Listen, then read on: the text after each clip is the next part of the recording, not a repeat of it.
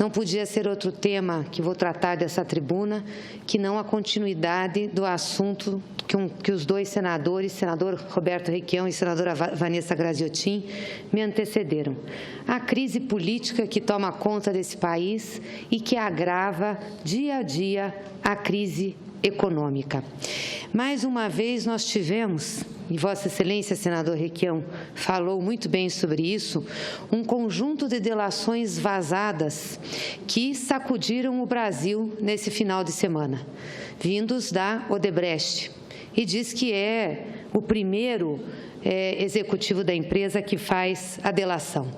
Interessante que, de novo, a imprensa tem acesso antecipado. Jogam-se as delações a público, de novo o Jornal Nacional faz uma reportagem de quase todo o seu tempo, já julgando e condenando, e de novo misturam tudo, como se doações de campanha fossem a mesma coisa que o recebimento de propina, venda de emendas para MP, venda de proposições em parecer em projetos, recebimento de recursos mensais para ajudar em mandato. Misturam tudo e, mais uma vez, criminaliza-se a política. Por isso, a pesquisa que o senador Requião traz aqui, que faz no seu Facebook. Apenas 1% tem confiança no Congresso Nacional. Pudera, não tem como ter confiança também todos os dias se deparando com notícias desse tipo. Notícias que desautorizam a credibilidade da instituição, notícias que atingem membros do parlamento e notícias que são tratadas da mesma forma, do mesmo jeito, tendo ou não culpa ou dolo o cidadão que está sendo citado. Aí o parlamento como um todo é colocado em questionamento. Tem 99%, como disse Vossa Excelência, senador Requião, de falta de credibilidade. Então, nós vivemos uma situação muito difícil, onde a irresponsabilidade das instituições impera e a irresponsabilidade de muitos agentes nessas instituições também. Isso é deveras perigoso para a nossa democracia, porque quando começa a se questionar um dos seus sustentáculos, que é a representatividade através do voto, com certeza a democracia corre risco. Nós estamos vivendo uma crise política e institucional sem precedentes na nossa história. Poucos momentos o Brasil viveu uma crise como essa. E nós não podemos desconhecer que essa crise existe.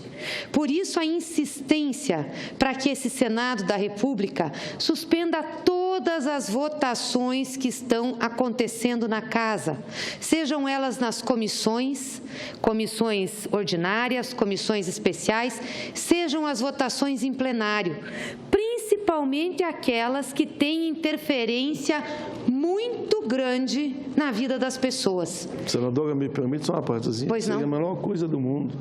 Nas comissões é só bomba contra os trabalhadores. Se parasse, olha, eu bati a palma, parem de votar, que o povo agradece. Mas é isso, senador Paim, nós não podemos continuar a votação. Como que nós vamos desconhecer que tem um conflito dentro dos poderes e entre os poderes? Mais conflito que foi externado do que aconteceu na semana passada no Supremo Tribunal Federal, que é o órgão de última instância a quem nós podemos recorrer. Depois dele, a quem recorreremos? Ao Papa, talvez? Mas que é mais conflito que existe hoje na Suprema Corte, de divergência entre eles? Conflitos que existem dentro dessa casa? Ou conflitos que existem entre os poderes, entre o Legislativo e o Judiciário? Quer um executivo mais fraco do que esse que nós estamos vivenciando hoje? Que não tem legitimidade, que não consegue oferecer uma saída concreta para a crise econômica que nós estamos vivendo, a não ser atentar contra os direitos conquistados com muita luta pelo povo brasileiro? Como nós podemos continuar com uma pauta fazendo de conta que nada está acontecendo, quando grande parte dos parlamentares aqui do Senado e da Câmara estão envolvidos nesse processo de delação? justa ou injustamente, mas nós temos que fazer essa discussão. Nós não podemos continuar votando, fazendo de conta que a crise não existe, que nós estamos aqui sem perceber o que está acontecendo ao nosso redor. Soma-se a isso ainda um ativismo político também sem precedentes na nossa história, do Judiciário e do Ministério Público, que resolvem fazer política, deixando de lado a condução legal e formal que lhes é exigido. Está tudo muito doido, senador Paim, tudo muito invertido. Então, como pode o Senado da República continuar votando as matérias que está votando e discutindo? Como poderemos nós votar amanhã a PEC 55? Nós não temos condições de votar. Nós temos que suspender a tramitação e nós precisamos concentrar, sim, os esforços para tirar o país dessa crise política, como primeiro passo para tirá-lo depois da crise econômica. E nós estamos vivendo tempos muito estranhos, senador Paim, muito estranhos, e que nos dão sinais assustadores. As leituras que fiz desse final de semana dos jornais realmente deixam a gente pensando se estamos, de fato, numa normalidade de funcionamento das instituições e da nossa democracia. No jornal Estado de São Paulo, o comandante do Exército, general Vilas Boas, dá uma entrevista. E eu não sei por que ele dá uma entrevista, mas o recado da entrevista dele é o seguinte: não há chances de intervenção militar.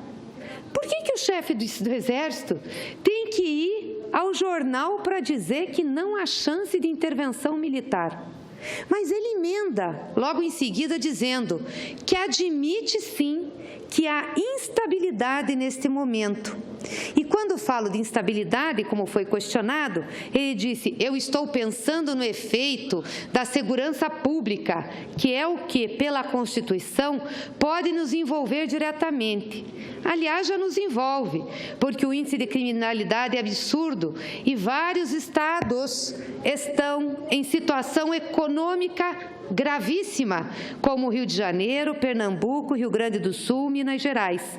Uma das consequências diretas é a violência.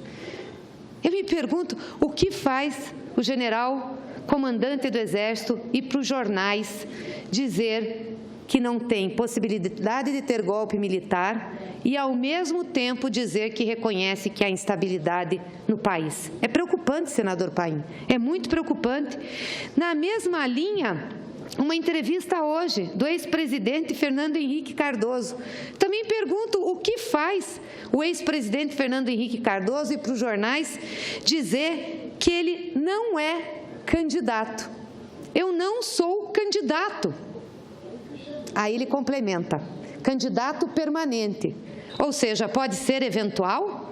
Porque vamos considerar aqui o que nós estamos vendo hoje de discussões acerca da queda de Michel Temer por ser fraco, por não ter condições de governar, por não ter legitimidade, a base já o está deixando, leva a crer que há uma articulação para se proceder nesse país uma eleição, mas não uma eleição direta, uma eleição indireta, porque em 2017, pela Constituição, se o Temer for afastado, caberia apenas uma eleição indireta. E aí vai, candidamente, o ex-presidente Fernando Henrique Cardoso, que é um dos nomes ventilados, dizer que não, que ele não vai ser candidato. Ele não é um candidato permanente, mas pode ser, então, eventual? O que faz ele ir aos jornais? Os tempos são realmente estranhos, mas não é só isso. Temos também a entrevista do secretário de Previdência, que é uma pérola, senador Paim. Vossa Excelência deve ter lido ontem, não leu? Sugiro que leia na Folha de São Paulo, que, aliás, tiraram o status de ministério, né? Hoje, a Previdência é um puxadinho do Ministério da Fazenda, serve apenas a interesses econômicos, financeiros e contábeis, não tem o elemento humano para se preocupar. E olha a pérola, uma das pérolas que esse secretário disse, porque ele foi questionado em relação à aposentadoria diferenciada das mulheres. E por que o governo estava encaminhando para casa, um projeto em que igualava a idade mínima de aposentadoria entre homens e mulheres, já que nós temos diferença de gênero na sociedade e discriminação da mulher. Olha a pérola que ele responde: a Previdência não vai resolver o problema de gênero no Brasil, nem nenhuma outra forma de discriminação. A mulher, se aposentar antes que o homem, é apenas um paliativo. O custo da mulher para a Previdência Social é maior que o do homem porque ela vive por mais tempo. Do ponto de vista previdenciário, uma idade igual para se aposentar já é um subsídio para a mulher porque o benefício será pago por mais tempo. É quase que um favor, porque nós vivemos mais, se aposentar ou ter a idade mínima para se aposentar como os homens. Senão, daqui a pouco eles tiram. O homem se aposenta 5 anos antes da mulher. Eu acho não que duvide, tudo pela raciocínio está dele. levando a isso. O nosso custo na Previdência, eu estou chegando à conclusão que o grande custo na Previdência é o custo das mulheres. Senador Requião. Só falta repetirem aquela frase famosa do ministro japonês, que quando viu que o aumento da idade no Japão pressionava a Previdência, sugeriu às pessoas que morressem. Menos isso, eu acho que ele está sugerindo às mulheres. Ele não leva em consideração o fato das mulheres terem filhos, não leva em consideração o fato das mulheres terem mais dificuldade para o mercado de trabalho, serem mais discriminadas, ter salários diferentes e que a Previdência, sim, é um instrumento de política pública que ajuda a combater desigualdades e diferenças de renda. É sim. É sim, ele não quer admitir, mas é isso. E foi exatamente uma política diferenciada de previdência durante o governo do presidente Lula que fez esse país debelar a miséria, enfrentar a pobreza extrema. Eu não posso me conformar que um secretário da Previdência vá a um jornal e não tenha vergonha de falar uma coisa dessa. Mas ele continua, ele diz mais, senador Paim, tem mais uma pérola aqui.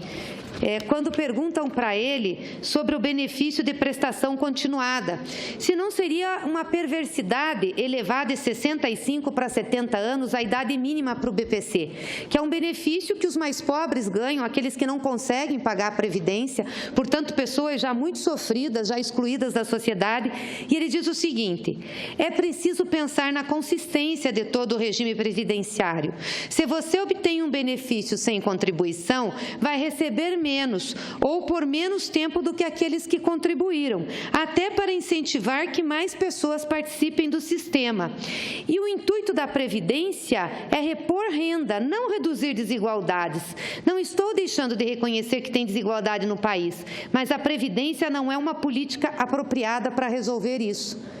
Em que país vive esse cidadão, onde as pessoas não têm as mesmas condições de partida para ter as mesmas condições de chegada? Ele vive fora da realidade brasileira, não conhece a realidade, não colocou os seus delicados pezinhos para pisar no chão do sertão brasileiro, no interior do Brasil. Não fez o que Lula fez, visitar esse país para saber como é a pobreza, para saber como é que as pessoas se viram, para saber como as pessoas sofrem, para depois chegar aqui e dizer que o salário mínimo tem que ter valor real, que ninguém pode ganhar menos que um salário mínimo, que o BPC tem que, sim, ter bastante flexibilidade porque está ajudando os mais pobres. É isso que nós precisamos. Chega de gente de gabinete para fazer lei e dizer como que as coisas têm que ser feitas. Ele deve se referenciar nele quando faz essa lei para os outros cumprirem. É lamentável, senador Paim, que a gente esteja vivendo uma situação dessas. E mais lamentável ainda é ter essa PEC 55 amanhã na pauta. Eu espero que esse Senado tenha consciência de que nós não podemos votar essa matéria. Não temos condições para votar essa matéria. O país está numa crise, numa convulsão quase política e numa crise econômica. E o que está se fazendo? O presidente está dizendo agora que vai ter um plano emergencial para a questão econômica para tirar do foco das acusações sobre ele. Quer dizer, ele não está preocupado preocupado com o país, ele está preocupado com as acusações que estão pegando sobre ele. Aí por isso que ele vai fazer um plano emergencial, ele já teria que ter feito. A inflação está despencando e o juro não diminui, o desemprego está crescendo. E interessante, senador Paim, que nós tivemos na pesquisa da Folha de São Paulo desse final de semana, a saúde como a principal preocupação do povo brasileiro, mais do que a corrupção. A corrupção já foi a maior preocupação, 32%. Hoje a saúde está em 33% de preocupação. Corrupção e emprego estão com 16%. Porque as pessoas estão gritando, olhem para nós estamos precisando de saúde, nós estamos precisando de assistência, nós estamos precisando de atenção. E o que nós vamos fazer aqui? Votar uma PEC que reduz recursos para a saúde, que desestrutura o SUS, que reduz recursos para a educação, que retira recursos da assistência e da previdência. Que mundo nós estamos? Não é possível, a gente não consegue ver a realidade que nos cerca. Vamos ficar nesse tapete azul bonito aqui e vamos votar contra o povo, dizendo que é isso que vai resolver a economia do país? Os senhores sabem que não é. Esse país fez economia por 10 anos. Nós tivemos resultado primário positivo, ou seja, arrecadamos mais do que gastamos. Nós não estamos com contas desestruturadas. Tivemos agora a crise econômica e, por isso, a queda de receita. Nós precisamos colocar dinheiro na economia.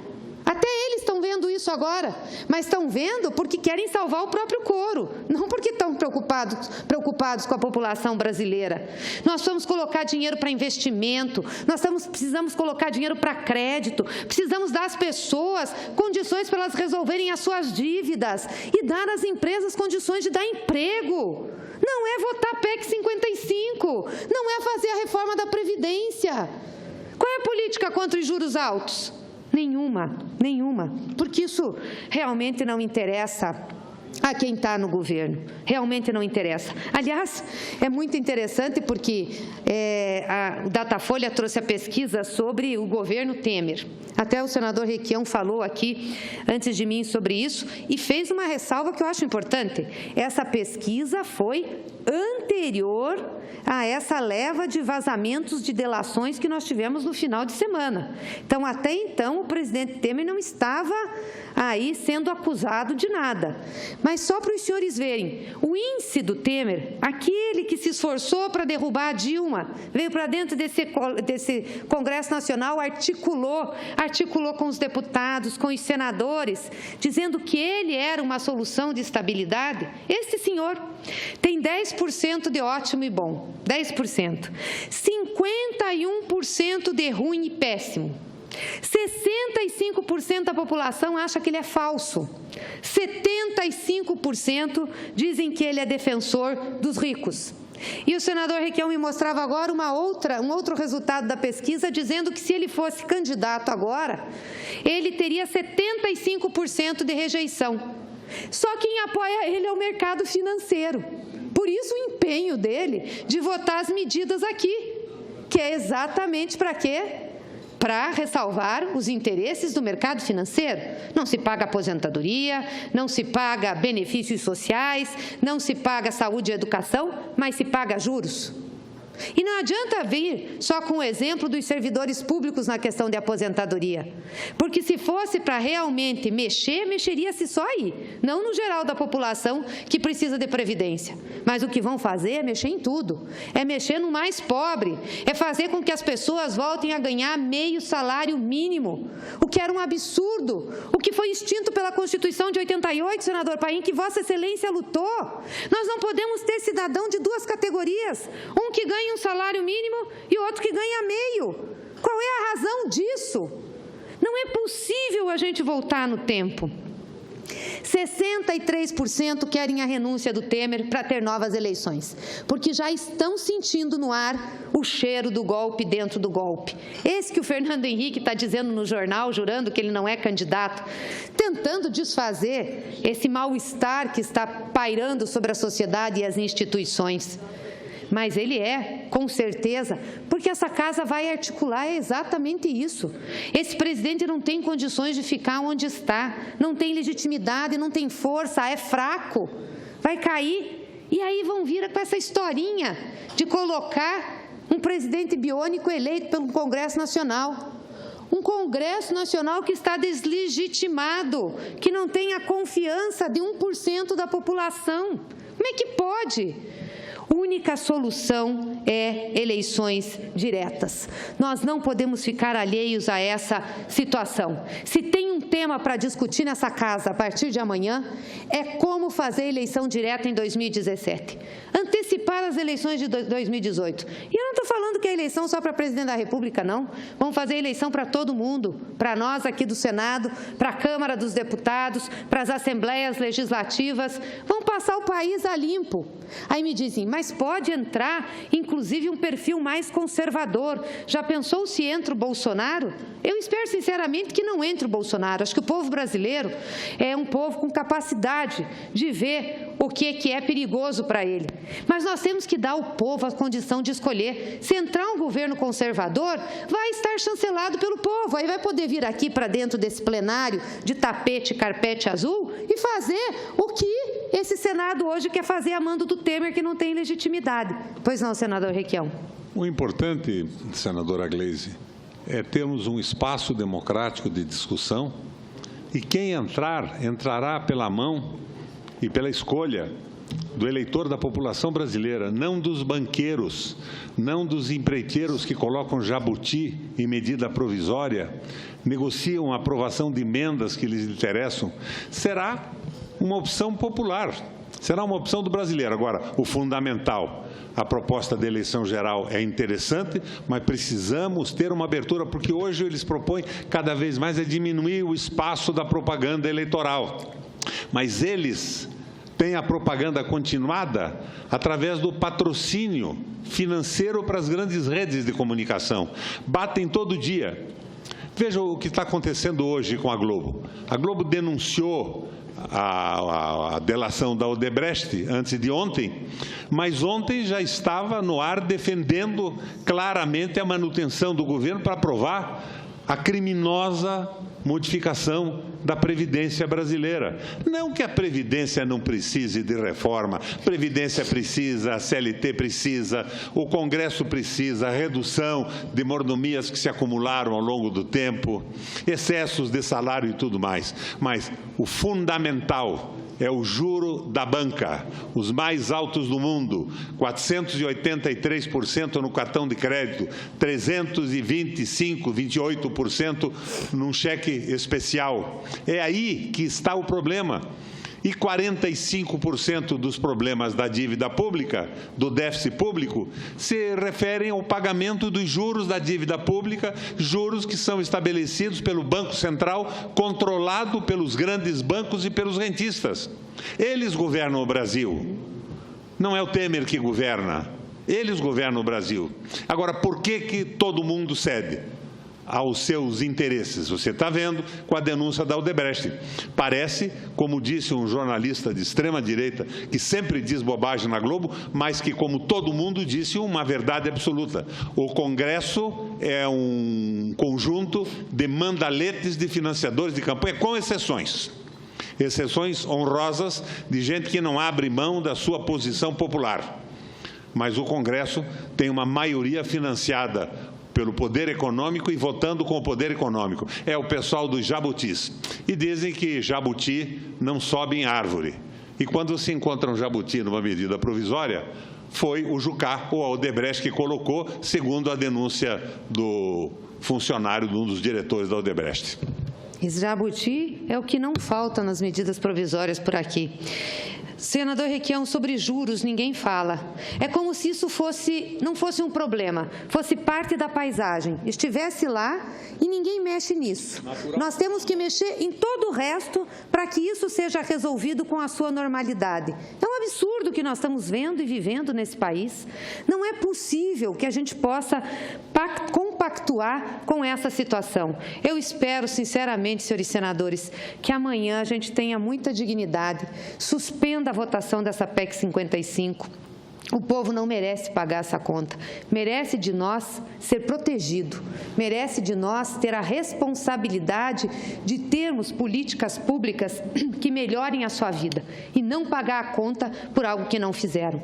Senador Capiberibe. Senadora Grace, tem duas questões que gostaria de colocar. Primeiro, a legitimidade do governo para promover mudanças tão profundas, não é, na Constituição Federal.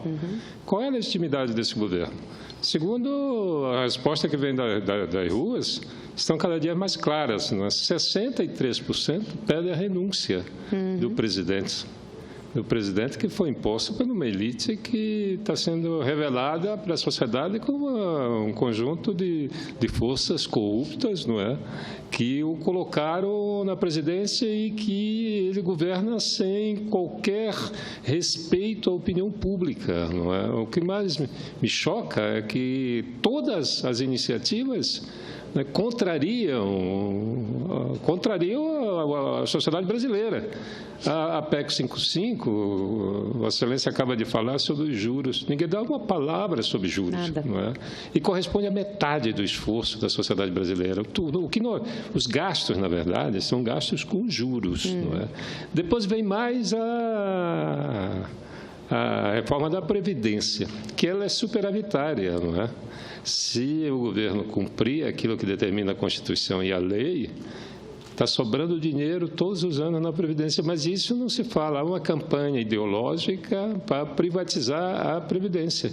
É o que está por trás dessas atitudes do governo. Esse é o governo de um grupo restrito, não é?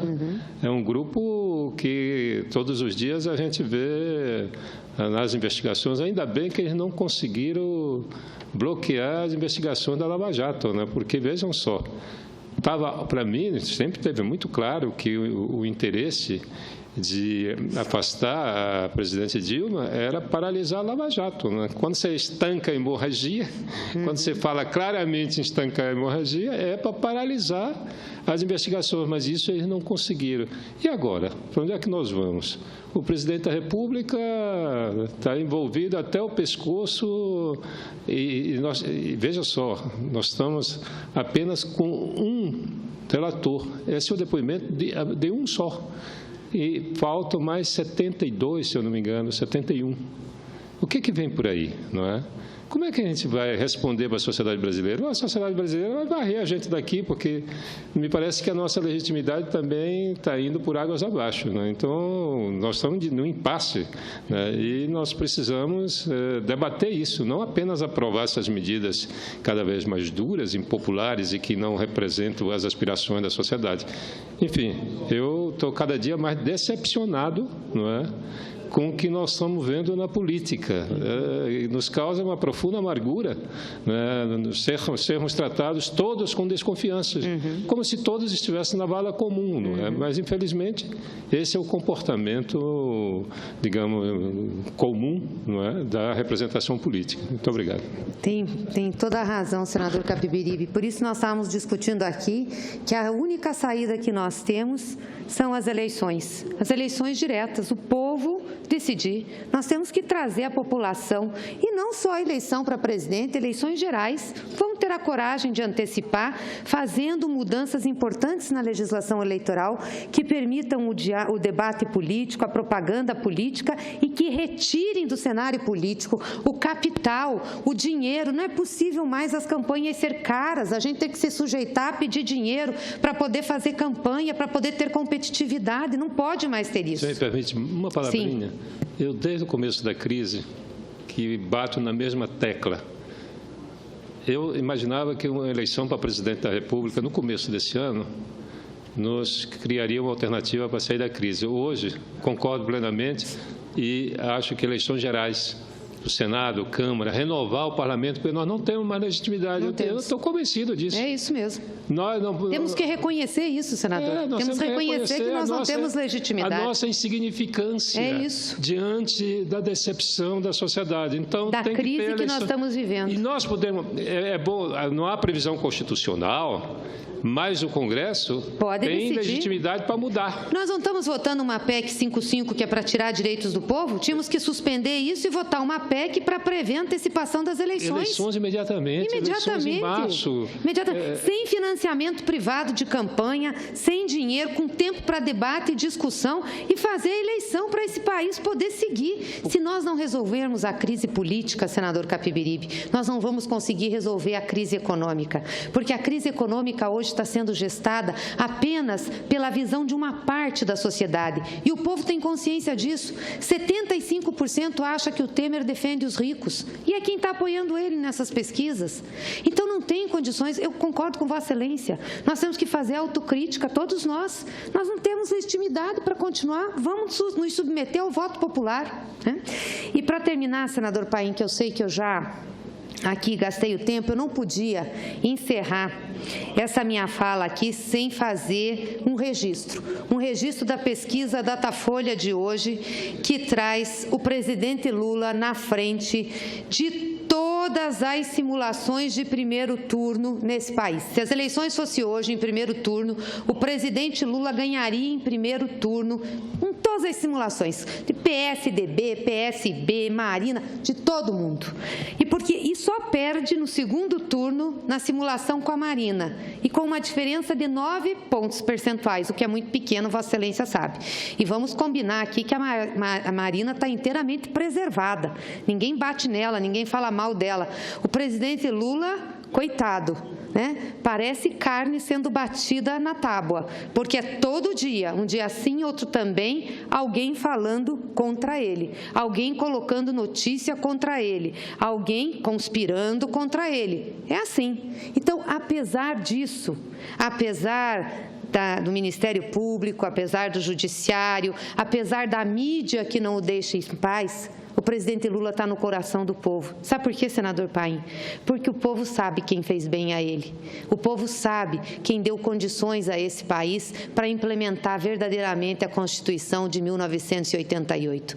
E foi um homem, Luiz Inácio Lula da Silva. Por isso, a realidade dessa pesquisa e por isso tentam tanto desacreditar e desconstruir o presidente Lula. Muito obrigada.